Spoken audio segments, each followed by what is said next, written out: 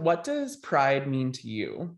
I think pride means standing in your truth in the face of adversity and understanding your purpose on earth and feeling proud of that and not feeling ashamed for the person that you were made, and that includes all your little flaws and what you think are weaknesses, and also your favorite things about yourself as well. Who are some LGBT trailblazers that you kind of looked up to, either growing up or now? So many. I think that obviously, the incredible women and ensemble of Pose. I recently went to a ton of events like a few weeks ago and got to run into India and MJ like 3 nights in a row, and just seeing my what are my big sisters like shine. I look up to them so much. I think they're so beautiful. I think Janet Mock and Laverne Cox and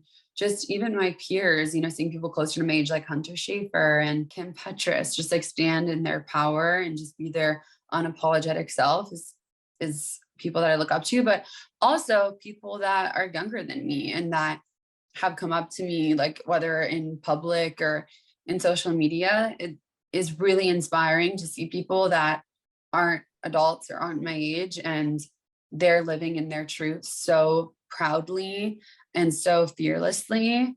And that is what makes me invigorated and proud and happy. You're obviously a trailblazer too. I mean, you've been famous at such a young age. What was it like being part of the LGBT community and famous at such a young age? I would not call myself famous. Whenever my friends joke about that, I was like, I will tell you when I'm famous. I will knock on your door on the day that I become famous and I will scream from the rooftops. But until then, don't call me famous.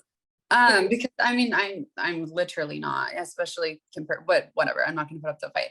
But I have been known. I will say that. I will admit to that. And I have been a well-known kid, especially in children's circles when I was on, the Disney Channel. And I think it was really difficult because I was being told oh, you shouldn't go outside with nail polish, or you shouldn't go outside with makeup or all of this stuff unless you are ready to be fully out and to be fully whatever. And I just wanted to be myself. Mhm. And at 12 years old or 10 years old, not being able to do the smallest things that affirm who you are was incredibly difficult, and having to feel the burden of the world, or for whatever reason the world isn't able to accept me. I'm not able to leave the four walls of my house being the person that I felt like I was meant to be. And that is such a trapping, traumatizing feeling, and it makes life so difficult. I've experienced this small amount of experience where people know who I am.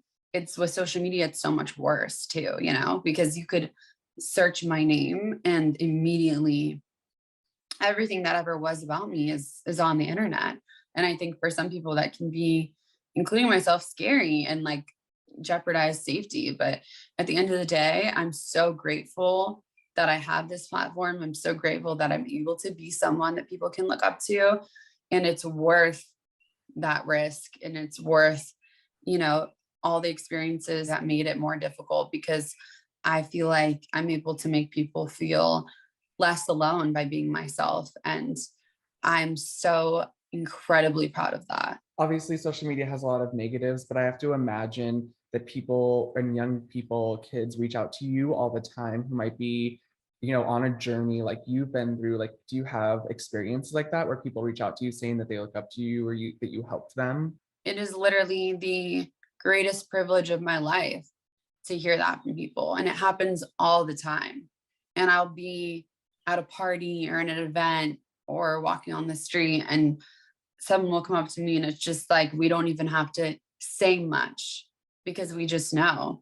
And that's so beautiful and that's so rare. And some people go their whole lives without experiencing that type of connection that I have with my community. It's amazing. I'm so lucky. What would your message be to a young person who might be trying to figure out their identity and they might not have, the biggest support system? I think it's important to remember that there are people in this world waiting to love you, and that it's okay to be upset, and that's okay to recognize that it's not fair and that it sucks. It does get better, and there is a light at the end of this long road. You just need to continue to feed into yourself and do what serves you. And, whether it's in your power to surround yourself with people who serve you or who are fruitful to your life, or you're a young kid, know that it's only temporary.